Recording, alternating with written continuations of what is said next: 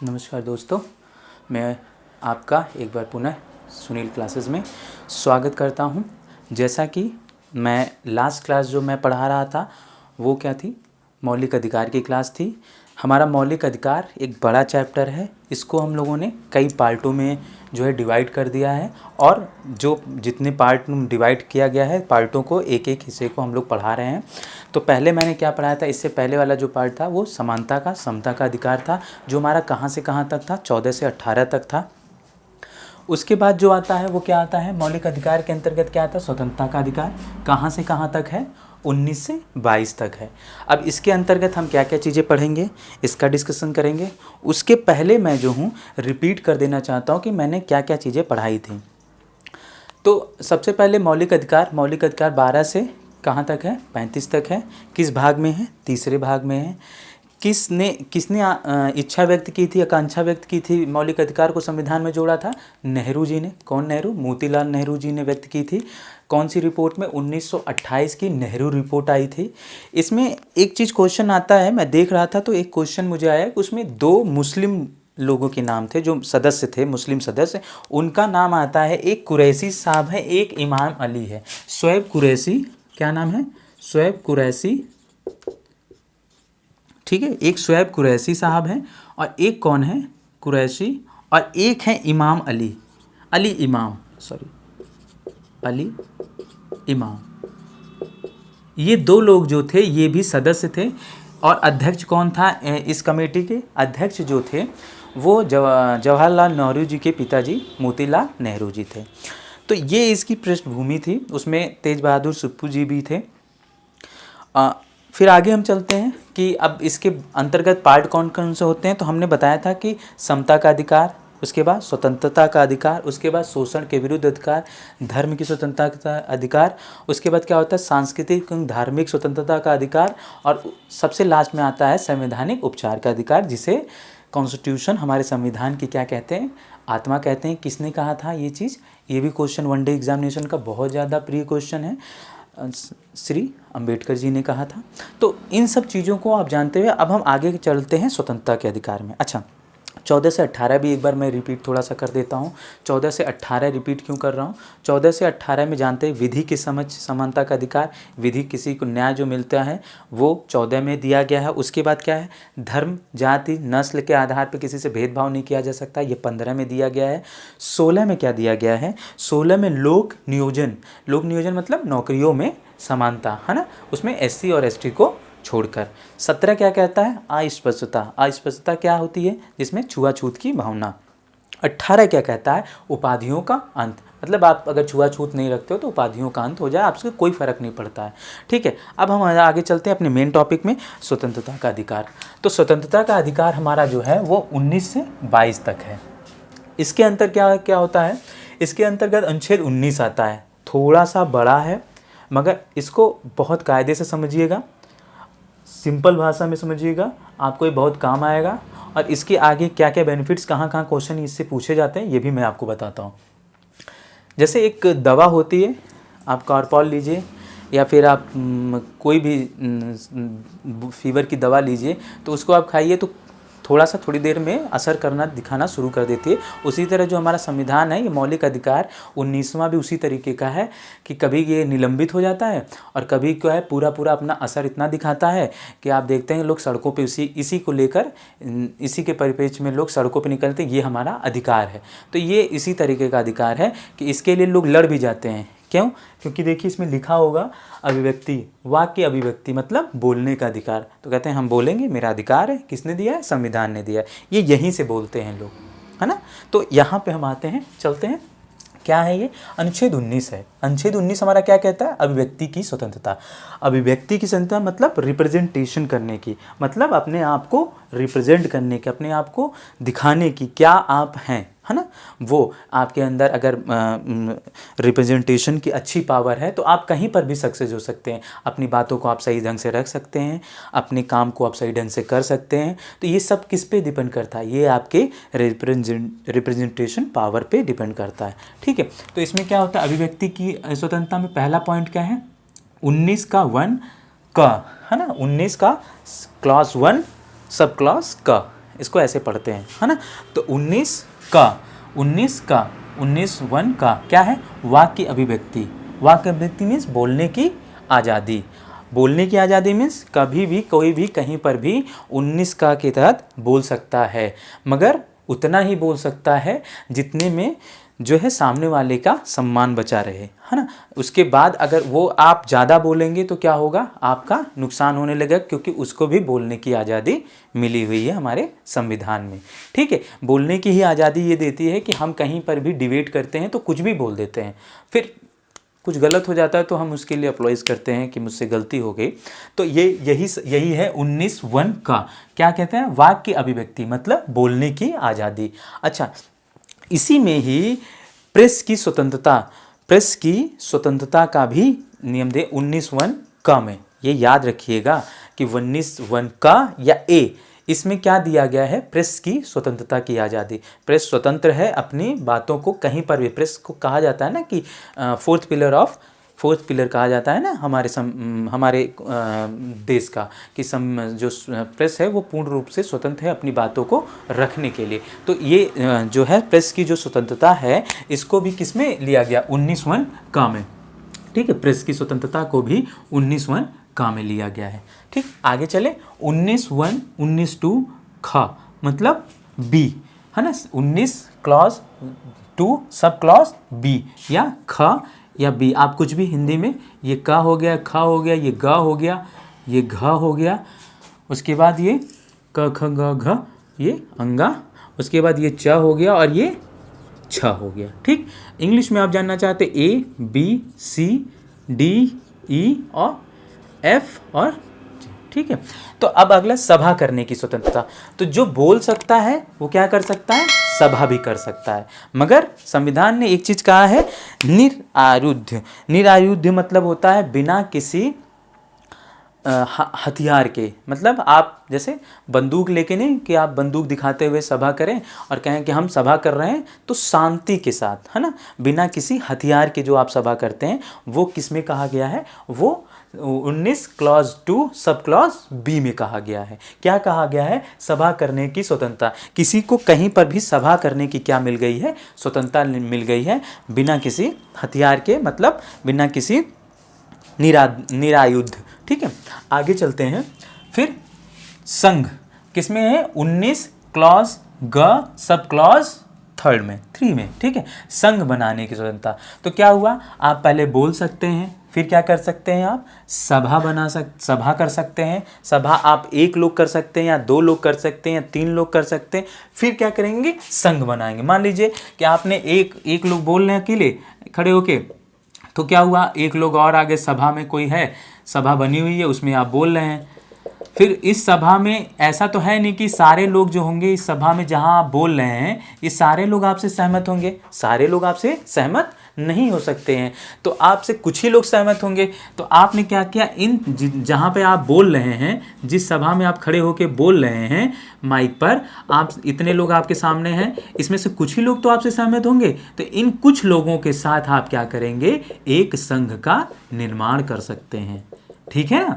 तो क्या हुआ, आपको सबसे पहले आप बोल सकते हैं, वाक्य की अभिव्यक्ति आपको मिली हुई है। दूसरा क्या है, सभा करने की स्वतंत्रता आपको मिली हुई है। तीसरा क्या है, संघ बनाने की स्वतंत्रता। संघ आप कैसे, पहले आप बोलेंगे, फिर क्या करेंगे, सभा कर सकते हैं, फिर क्या कर सकते हैं, इन्हीं लोगों के साथ मिलकर, इन्हीं में से कुछ लोगों के साथ आप क्या करते हैं, एक संघ का निर्माण कर सकते हैं। आपने संघ सुना होगा, हर एक गवर्नमेंट संस्थान में देखिए जो एम्प्लॉयमेंट एक संघ होता है। ठीक है, वो संघ क्या करता है, उनके अधिकारों की रक्षा करता है ना। आपने सुना होगा बेसिक एजुकेशन संघ, माध्यमिक एजुकेशन संघ। तो क्या होता है, बेसिक शिक्षक संघ, माध्यमिक शिक्षक संघ, ये सब क्या है, संघ हैं। और ये क्या करते हैं, शिक्षकों के अधिकारों की रक्षा करने के लिए बनाए जाते हैं। मगर करते क्या है, ये आप भी जानते हैं कि कौन क्या करता है। हम आगे चलते हैं, ये हमारा टॉपिक नहीं है। तो उसी में उन्हीं लोगों में से कुछ लोग जो है बहुत अच्छा काम करते हैं और आगे चलते, तो ये संघ की ही पावर होती है। और संघ की पावर जो होती है वो बहुत ताकतवर होती है। वो अगर आप संगठित रहेंगे, संघ में रहेंगे, तो आपको कोई तोड़ नहीं सकता है। ये यहीं से हमको देता है, यही देता है। कौन देता है, ये संघ। 19 किस क्लॉज थर्ड ग हमको देता संघ बनाने की स्वतंत्रता कि आप कोई भी कहीं पर पूरे भारत में कोई भी संघ बना सकते हैं। उसी से ही एबीवीपी आया है, उसी से आपके और भी बहुत सारे संघ जो हैं इसी से ही निकल के आए। यही संविधान हमको संघ बनाने की आज़ादी देता है। अगला आता है 19 का क्लॉज 4 सब क्लॉज घ या डी, सर्वत्र अबाध संचारण की स्वतंत्रता। सर्वत्र अबाध संचरण की स्वतंत्रता का मतलब क्या होता है कि कहीं पे सर्वत्र मतलब सभी जगह, अबाध मतलब बिना किसी बाधा के, संचरण मतलब आप विचरण कर सकते हैं, चल सकते हैं, जा सकते हैं। ये होता है किसकी स्वतंत्रता, और शुद्ध भाषा में कहें तो आने जाने, कहीं भी आ जा सकते हैं आप। आपको कोई आज़ादी, भारत के अंदर आप कहीं पर भी आ जा सकते हैं। आपसे ये नहीं कहेंगे कि वीज़ा दो। आप अगर भारत के बाहर जाते हैं, अच्छा ये कौन सा एक देश है, अभी हमारा देश जो है कुछ करीब 18 कंट्रीज़ में विदाउट वीज़ा जाने का एक जो है प्रावधान कर रहा है, मगर एक देश ऐसा भी है जहाँ पर हम विदाउट वीज़ा जा सकते हैं। वो देश है हमारा क्या, नेपाल। नेपाल में हम जो है विदाउट वीज़ा जा सकते हैं। ठीक है, तो क्या होता है कि सर्वत्र अबाध संचरण की स्वतंत्रता मतलब भारत में आप कहीं पर भी आ जा सकते हैं, इसमें कहीं रोक टोक नहीं है। तो आपने सबसे पहले क्या किया, आपने बोलने की आज़ादी मिली, वाक्य बोलने की। फिर क्या है, आपने सभा करने की आज़ादी मिल गई, किसके 19(2) के अंतर्गत।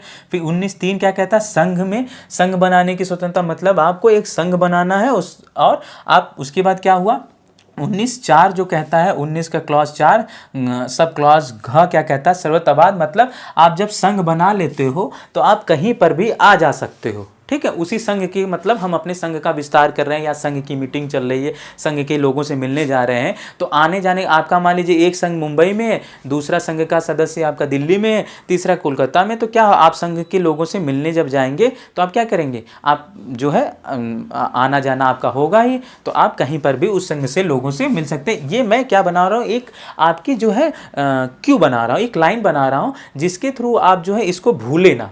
ठीक है, मैं सिर्फ आपको जोड़ रहा हूँ इसके सब्जेक्ट से, संघ का जो मैंने लिया 19 में 19 क्लॉज 5 सब क्लॉज अंगा या ई, इसमें क्या है, निवास करने या कहीं बस जाने की स्वतंत्रता। अब देखिए आपने संघ बना लिया, आप कहीं जा रहे हैं तो कहीं क्या करेंगे, आप निवास भी कर सकते हैं, है ना, निवास करने की स्वतंत्रता है कहीं पर भी। तो वो स्वतंत्रता कैसे मिली है, वो उस स्वतंत्रता आपको 19 के अंगा मतलब 19 के क्लॉज 5 सब क्लॉज अंगा या ई के तहत मिली है। इसमें क्या है, इसमें एक चीज़ था 370 जब थी धारा, कहाँ पर 370 थी आप बताएंगे, तो 370 धारा में जब था तो वहाँ पर ये कहा गया था कि 370 के तहत जम्मू कश्मीर, मैं बता दे रहा हूँ JNK जम्मू एंड कश्मीर जो था वहाँ पर आप निवास नहीं कर सकते थे, मगर 370 हट जाने के बाद हमारे गृह मंत्रालय ने जब 370 धारा हटा दी तो वहाँ पर अब क्या हो सकता है, वहाँ पर भी आप जाके बच सकते हैं। पहले वो अपवाद के तहत आता था,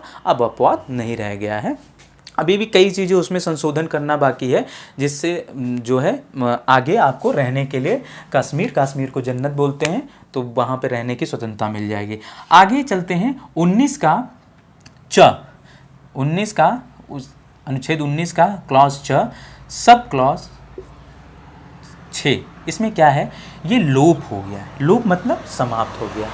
यही ये संविधान है, यही एक अनुच्छेद था जो लोप हो गया। ये संपत्ति का अधिकार था, जो 7 बने हुए थे अभी 6 रह गए हैं, इसी का लोप हुआ था अनुच्छेद 44। कौन सा अनुच्छेद, सॉरी माफ़ करिएगा, संशोधन जो हुआ था 44वां संविधान संशोधन 1978 में हुआ था, और 1978 में संशोधन हुआ था, और 20 अगस्त 1979 को ये जो है संपत्ति का अधिकार जो था इसके समाप्त करके कानूनी अधिकार बना दिया गया था। तो इतना आप याद रखिएगा कि इसका कौन सा अधिकार था, 19वां पूछ लिया जाता है कि 19 का कौन सा आ जाएगा, ऐसे मिलान करने के लिए पूछ दिया गया, क 19 का ख है ना, ख ग घ और च, ठीक ऐसे रहेगा। और यहाँ लिखा रहेगा ये कौन सारे अधिकार हैं, सभा करने का अधिकार, संघ का अधिकार, संपत्ति का अधिकार। तो आपसे पूछ लिया जाएगा कि ये च कौन से में आता है 19 के, तो 19 के कौन से च में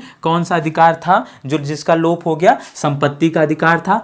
कौन से अनुच्छेद के कौन से संविधान संशोधन हुआ था, 44वां संविधान संशोधन कब हुआ था, 1978 में हुआ था। कब ये पार्ट बन गया, 20 अगस्त 1979 में ये क्या हो गया, ये जो है हमारे मूल अधिकार से हट के क्या हो गया, कानूनी अधिकार बन गया। इतनी बात आप याद रखिएगा और ये इम्पॉर्टेंट है, यहाँ पे इम्पॉर्टेंट इस पर टिक कर लीजिए, क्योंकि ये जो है पूछा जाता ही है, बैक टू बैक जो एग्जामों में ये पूछा जाता, आप उठा के देखेंगे। आगे चलते हैं।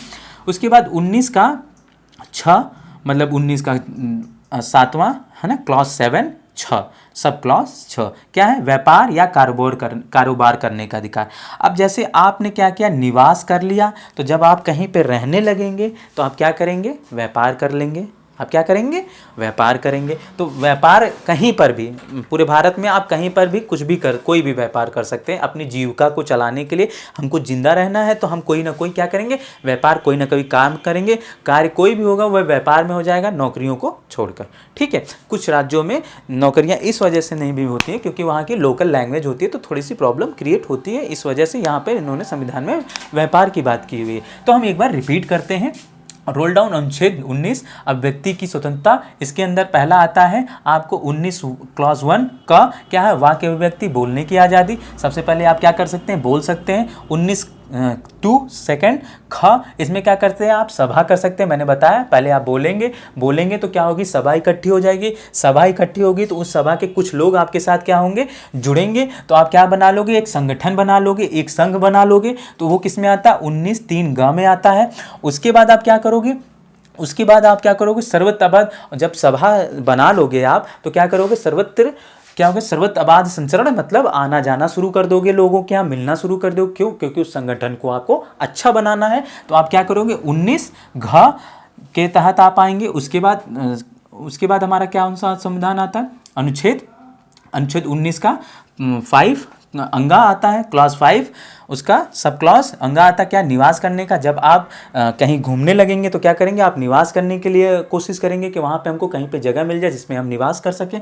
नेक्स्ट क्या आता है, उसके बाद आता है च में क्या होता है, लोप हो गया है। कौन सा अनुच्छेद था, 19 च, क्लॉज 19 का क्लॉज कौन सी थी, 7वां, क्लॉज 6 च, सब क्लॉज च, इसका लोप हो गया। कौन सा है, संपत्ति का अधिकार था, इसका लोप हो गया। ये क्या हो गया, कब, 44वां संविधान संशोधन 1978 के द्वारा। उसके बाद आता हमारा क्या, 6 आता है, 19 का 6, इसमें क्या होता है, व्यापार या कारोबार करने की स्वतंत्रता, या आप कहीं पर भी व्यापार करेंगे। पहले बोलेंगे आप, फिर क्या करेंगे, सभा करेंगे, फिर क्या करेंगे आप, संघ बनाएंगे, फिर क्या करेंगे आप, वहाँ संघ को अपने मजबूत करने के लिए घूमेंगे, फिर क्या करेंगे आप, कहीं पर निवास कर लेंगे। उसके बाद क्या हो जाएगा, एक लोप हो जाएगा। लोप आप याद रखिएगा कि लोप कौन सा है। उसके बाद आप क्या करेंगे, जब आप कहीं पे निवास करने लगेंगे तो आप जाके व्यापार कर लेंगे। तो ये 19 जो है ये पूरा आपका कंप्लीट हो गया। अब हम चलते हैं अनुच्छेद 20 की तरफ। अनुच्छेद 20 क्या कहता है, अपराधों के दोष सिद्ध होने का संरक्षण। तो अनुच्छेद 20 कहता है अपराधों के दोष सिद्ध होने का संरक्षण। अपराधों का दोष सिद्ध होने के संरक्षण में जो है इसके क्या है, 3 पार्ट हो जाते हैं। अपराध जो होता है इसके दोष सिद्ध जब होता है, देखिए अपराधी जब अपराध कर लेता है तो हमारे भारत में कई सालों तक उसको जो है सज़ा नहीं मिलती है। उसके पीछे एक कारण बनता है कि क्या कारण है, उसको थोड़ा सा हम लोग अनुच्छेद 20 में पढ़ते हैं। अनुच्छेद 20 में 3 कारण मिल जाते हैं। पहला, अपराध के समय जो कानून था उसी समय के का अपराधी माना जाएगा। मतलब मान लीजिए कि कोई अपराधी है, जैसे अजमल कसाब था, उसने 2011 में 2009 26/11 का अटैक था ना, तो उसमें जो है उसने जो अजमल कसाब ने जिस सन में जो है अटैक किया था हमारे मुंबई पे, उसी समय के हिसाब से उसको मिलेगी। मान लीजिए हम एक वो लेते हैं, उदाहरण अपना लेते हैं कि कोई गलती अगर हो गई है किसी से, वो 2022 में मान लीजिए कोई गलती हुई, ठीक है 22 में, और उस किसी ने किसी की हत्या कर दी 2022 में, तो उसमें क्या है प्रावधान जो होगा, अगर उसको हत्या करने पे जो मृत्युदंड दिया जाएगा या फिर उसको आजीवन कारावास दिया जाएगा, तो ये अगर प्रावधान बना हुआ है और 2000 उसको सज़ा मिलती है 2030 में, तो उसमें क्या होगा कि डायरेक्ट उसमें 2030 में ऐसे बन जाता है कानून कि उसको डायरेक्ट फांसी दे दी जाए। तो उसको क्या है 2030 से नहीं हिसाब से सज़ा दी जाए, उसको सज़ा दी जाएगी जब उसने अपराध किया था 2022 के अकॉर्डिंग, ठीक है, 2030 के अकॉर्डिंग सज़ा नहीं दी जाएगी। उसको कब की सज़ा अकॉर्डिंग दी जाएगी, मतलब अपराध के समय जो कानून था उसी कानून के अकॉर्डिंग उसको सज़ा दी जाएगी, ना कि जो है 2030 में जो कानून था उसके अकॉर्डिंग उसको सज़ा दी जाएगी। आगे हम चलते हैं 20 में दूसरा पार्ट क्या है, स्वयं की गवाही। मतलब किसी के ऊपर ये दबाव नहीं डाला जा सकता कि आप जो है अपने खिलाफ गवाही दें। मतलब किसी पे ये दबाव नहीं डाला जाएगा कि आप खुद के खिलाफ गवाही दें अपनी, ठीक है।